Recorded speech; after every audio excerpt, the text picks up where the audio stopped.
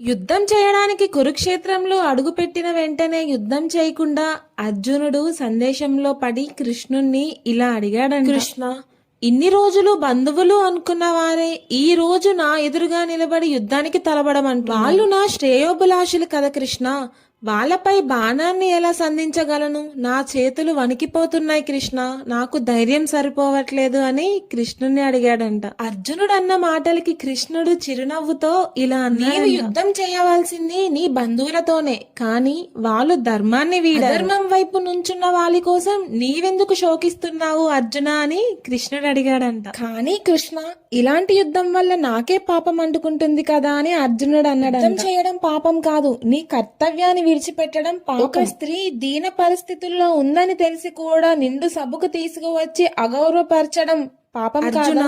ఈ ధర్మయుద్ధమైన కురుక్షేత్రంలో నీ వైపు నేను నిలబడతాను. నీవెన్నంటే నీ రథసారథిగా ఉండి యుద్ధాన్ని నేను నడిపిస్తాను. ధైర్యంగా వెళ్లి యుద్ధం చెయ్యని అర్జునుడికి చెప్పాడంట కృష్ణుడు. అప్పుడు ఈ కృష్ణుడి మాటలు విని అర్జునుడు యుద్ధం ప్రారంభించాడంట.